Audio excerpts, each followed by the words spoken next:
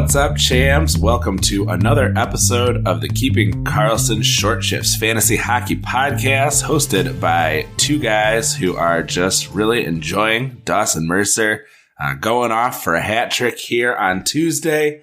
High five to anybody who has him in their league and is still going in the playoffs. I am your host, Louis Ezekiel.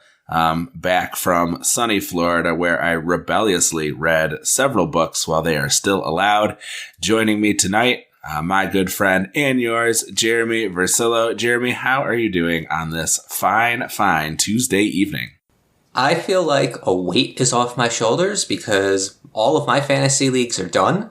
Therefore, I can kind of just watch hockey and enjoy the playoff races. Both the East and the West have some pretty spicy games and spicy playoff races. So I'm just kicking back and enjoying hockey in a non-fantasy context for a while.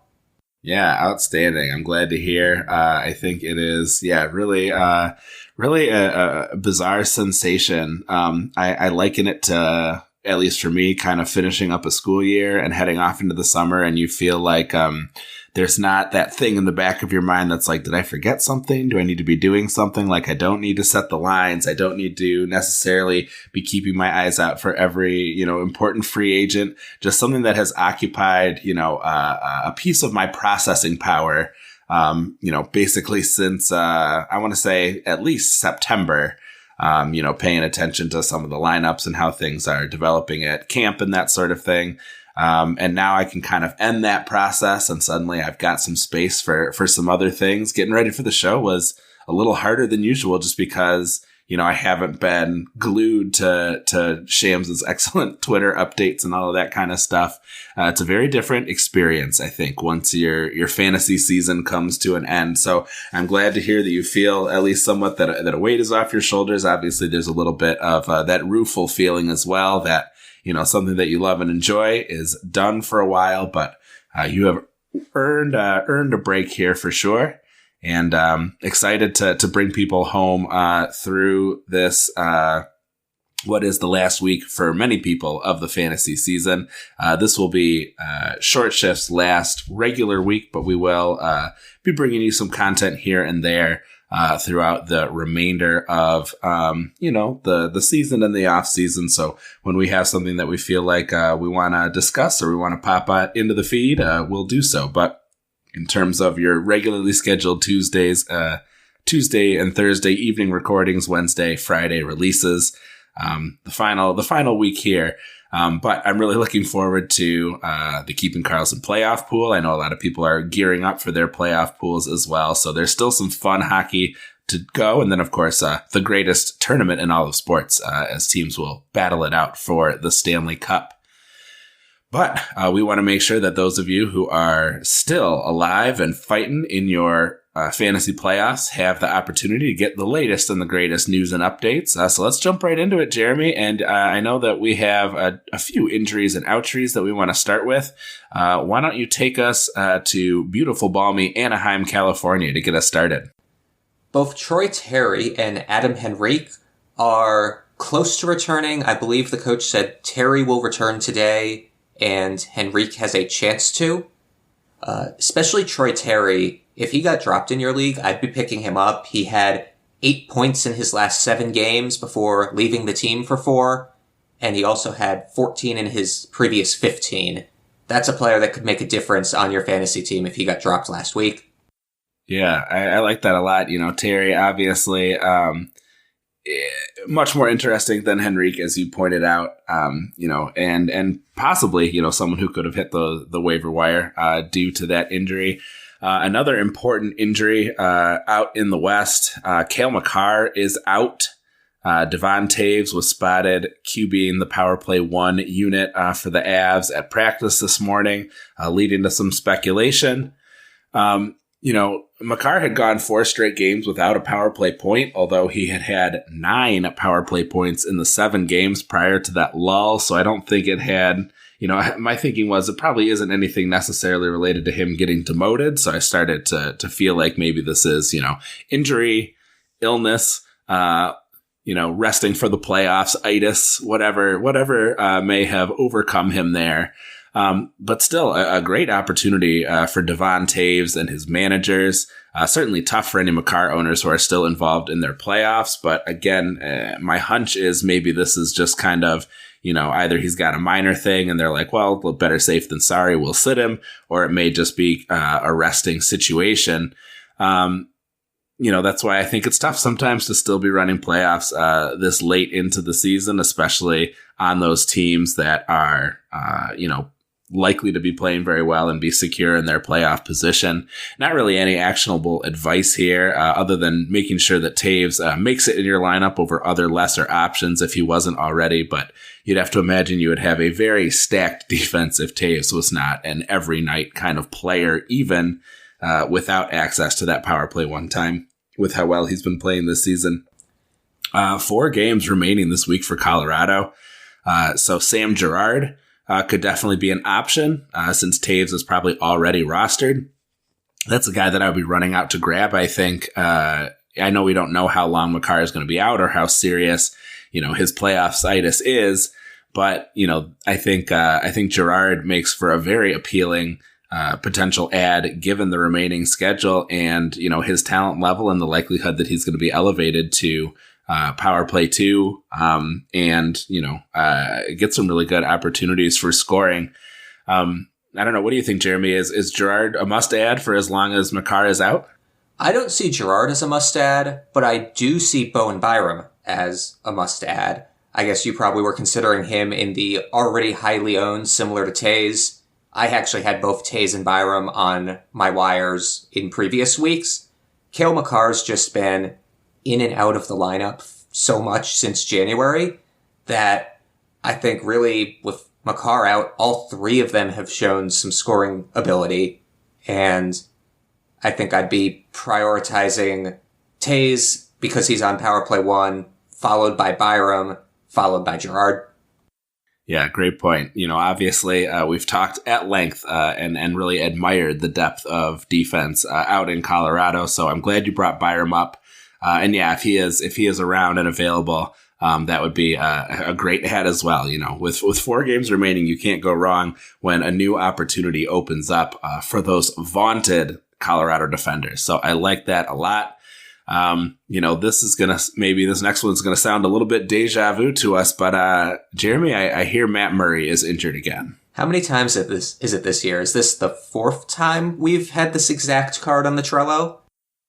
I hate to say it, but I think I hold some responsibility. I think I jinxed him to the extent that you can jinx the world's most fragile goalie with my preseason fantasy hockey wish that we would get a healthy season from Matt Murray. I'm not going to make that mistake again. I understand now that my hopes and dreams are not of interest to the hockey gods.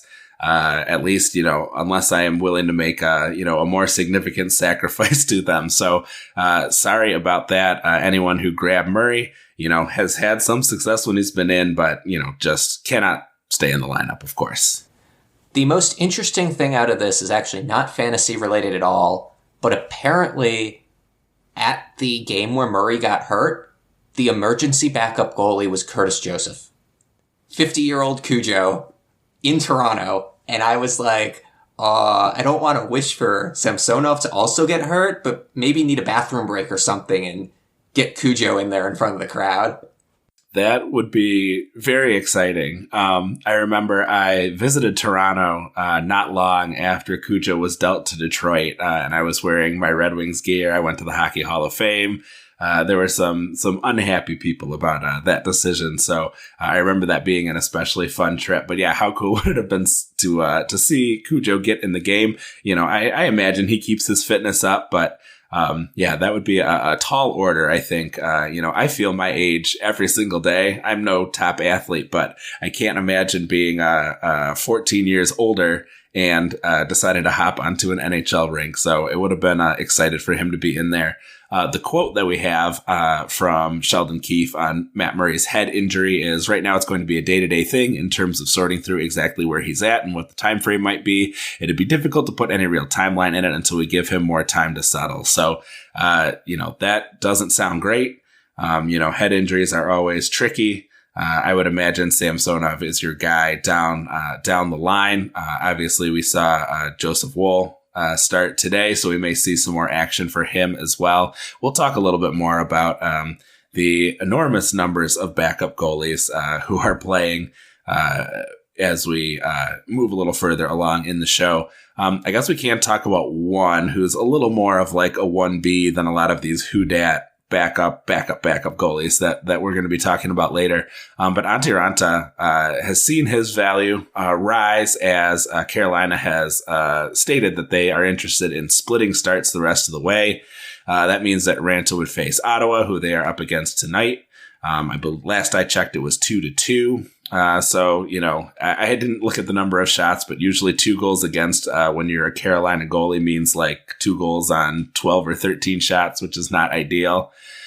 He would also get Buffalo and Detroit if your league goes through to next week. That Detroit game is a game for next week. So that might be a nice option, just a little bit of security, knowing what the plan is in terms of switching those goalies back and forth. So just a little bit of useful info for you. Maybe not, a little damaging for Anderson's value, but a little beneficial for your Antti Rantas. And then how about Tage Thompson's return? He's back. He's playing top line center. I don't think he has a point yet today, but really the biggest takeaway here is that Casey Middlestat is no longer fantasy relevant, even though I believe he has 6 points in his last 7 games. Yeah, that is an unfortunate drop for Middlestat. Nice to see him obviously get in there and show what he's got, but no doubt that Tage is your number one there. Middlestat down to the third line with Greenway and Yost. So, not certainly what you were hoping for if you grabbed Middlestat, but it was inevitable, obviously, once Thompson made his return. And of course, get him back in your lineups. He may not have scored yet, but of course, he is one of the highest ceiling players in fantasy so far this year. So prone to go off at any moment. To jump back real quick to the Antti Ranta discussion, one of the most valuable things about this is since they've basically publicly committed to alternating goalies, is that I would feel relatively comfortable grabbing Ranta a day early for a stream or before a confirmation, or at the end of your week, maybe even dropping Freddie Anderson if you know he's not going to get a game. So just keep that in mind as you're planning ahead, and maybe a goalie start before it's officially confirmed on a goalie post.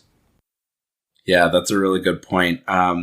Especially nice to have that information because sometimes if you make assumptions, I know during my last match before elimination, I grabbed Varlamov under the assumption that he would get a start on one of the days, and they ended up playing Sorokin back to back. I think it's happened a couple times. So yeah, nice to have a little bit of surety to your goalie selection. Speaking of a clear goalie plan, we learned that Jacob Markstrom is expected to play both ends of the back-to-back here on Tuesday and tomorrow on Wednesday. Markstrom has been all over the place lately. He has 5 really bad starts in the last 10 games, including 3 of those games under a 780 save percentage. The cutoff for a really bad start is 850. So, monumentally bad start, apocalyptically bad start, maybe is what we should be calling those under 780 starts. He also had 3 quality starts in there and 2 that were below average but not disastrous. It seems like the Flames are going to be leaning on him for their playoff push. So he's got the Tuesday game at home against Chicago. I believe it's 1-1. As Tyler Toffoli has scored yet another goal. He has just been going off. I was reading a stat. I don't know if you guys talked about this. I think this is one of the few stats I saw while I was on vacation. But Toffoli is one of the highest goals above replacement players of the season, which is pretty amazing. For a guy who we weren't exactly sure how he would, fit in with this season with some of the changes that Calgary made, but he seems like he's really embraced it. That's been a nice thing for him. We'll see if Sutter sticks with this plan, home against Chicago and then the Wednesday game at Winnipeg. I think it'd be tough to go back-to-back with travel in between, but at least that is what they have said the plan is. So Markstrom likely owned in your league already, but if he's available, could be in for a spot start on Wednesday.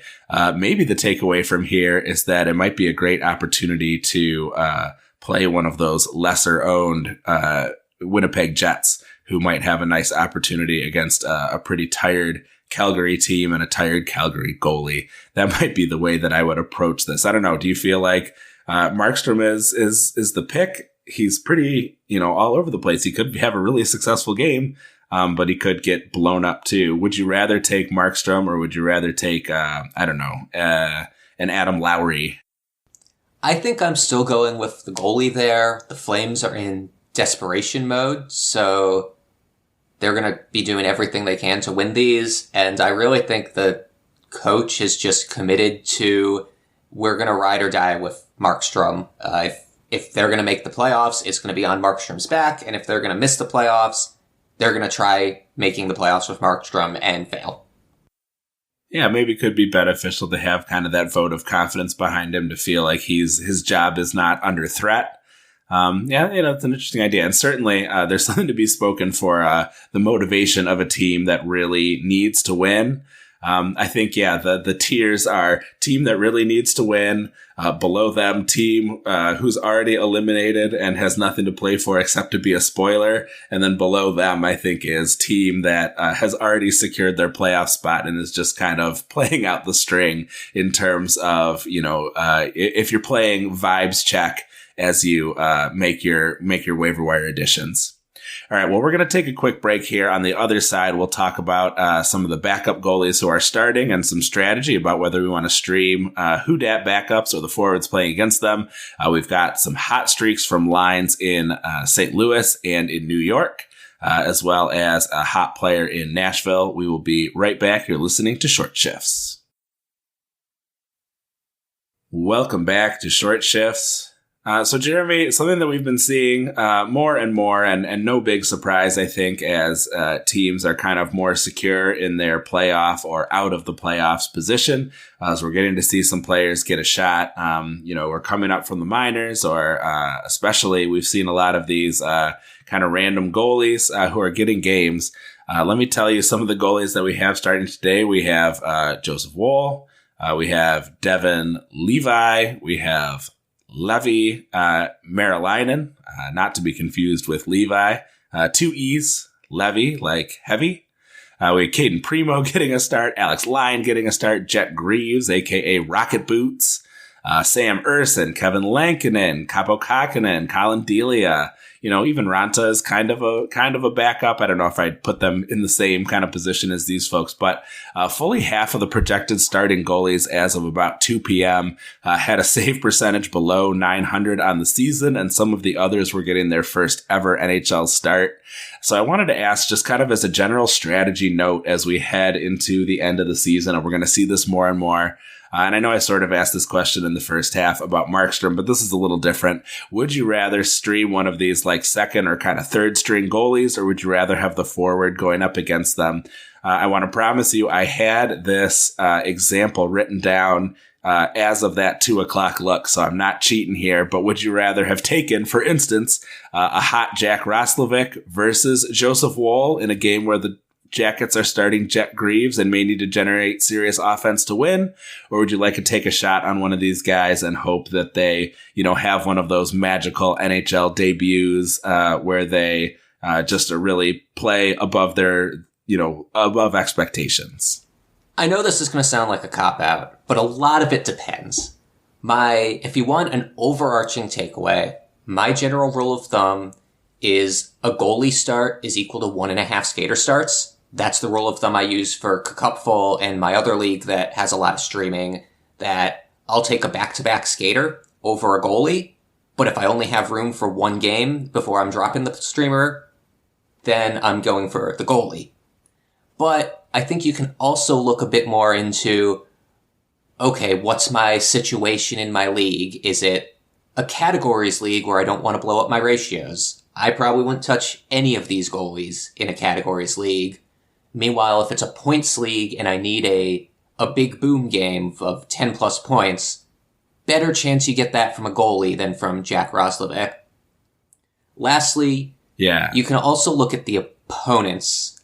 I think I've streamed against Florida a ton this year, which I know probably sounds backwards since Florida's one of the highest scoring teams in the league, but they also shoot a ton.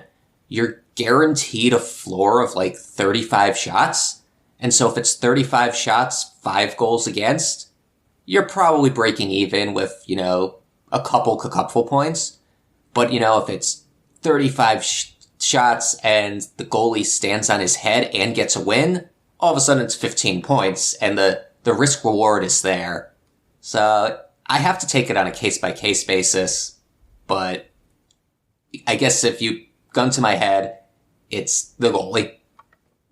Yeah, no, I think that's really interesting. I like that strategy, and I think it makes a lot of sense. I think, if you need a home run, a lot of times the goalie is the good choice because the ceiling is really high, typically higher than you have for the skaters.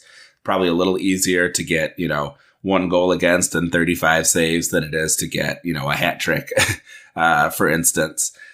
So I'm with you generally. I'm going to go the other way. I'm going to say I would rather take the forwards against some of these random goalies. Roslovic scored against Wohl, as I predicted in the morning, or in the early afternoon, I should say.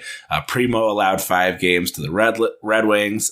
Maryland allowed an immediate goal to the Canes, although they are taking them to overtime with a score at 2-2. So he must have settled down and done all right there. I would guess that he has a higher save percentage than Ranta with the same number of goals against, just because you're talking about the floor of shots taken for the Panthers.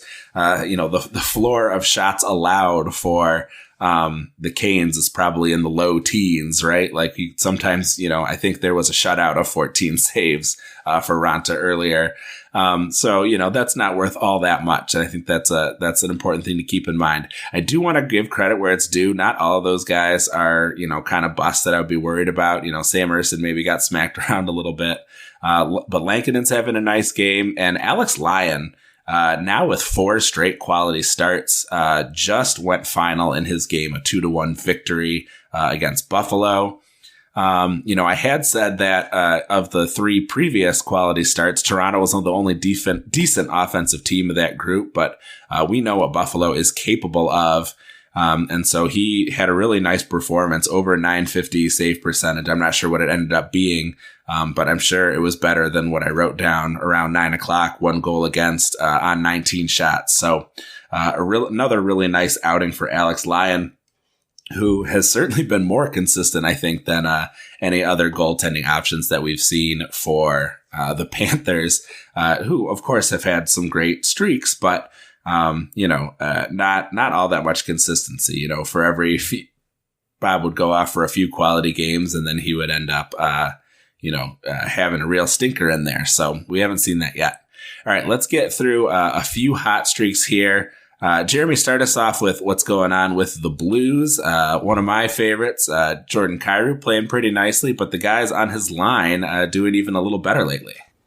Yeah, with Buchnevich and Rob Thomas out, both Brandon Saad and Braden Shen have really stepped it up. Saad's got 8 points in his last 6 games. I think Shen's close to a point per game over that period too, including Shen had a 3-assist and 3 cuts on his face night last game. He took 3 separate high sticks to the face, but also had 3 assists and the team won. So I'd be pretty happy if I were him. I saw that the Blues won, I think 4-0 against the Flyers today. So I'm assuming each of them put up a few more points there. Those are some great ads, especially with less competition for power play time. I know the Blues are a team that likes to split a 1A, 1B type power play, but with a third of your top 6 hurt, there's only a 1A. Yeah, really nice, good production from the Blues. Saw another apple today on a Kyrou goal. Obviously, when you have to lean heavily on one line, which doesn't always happen in St. Louis, good things can happen for that line. Let's go to a line that is sort of taking the pressure off some of the higher lines. The kid line in New York has been doing really well. Philip Hedl, affectionately known around these parts as Philly Heat, with 5 points in the last 5 games and averaging over 3 shots a game. Lafreniere with 6 points in the last 5 games, although he's shooting less, under 2 shots a game. Kabukaka with 4 points in the last 5 games, but is not getting any time on the power play. I'm interested in them in that order. Hedl, Lafreniere, Kako. But they make a pretty appealing ads. They've got an off-night game Wednesday versus Tampa, and then a couple games against some defensively challenged teams, St. Louis and Columbus, to make some nice potential ads if they are on the wire in your league. And then, speaking of kids, we got to talk about Tommy Novak. He is up to his old tricks here. He's been a pretty streaky guy on a nice one right now. Tell us about it, Jeremy. Novak continuing to drag the Predators into this playoff race. He has 2 goals tonight, in addition to a 1-goal, 3-assist game a couple nights ago, 10 points in his last 10 games. Kind of amazing that this 25-year-old just came up from the AHL and I wouldn't say dominating, but is putting up like respectable top 6 numbers on a team that doesn't have a lot of help for him right now. Would you add Novak or would you add one of the kid line guys?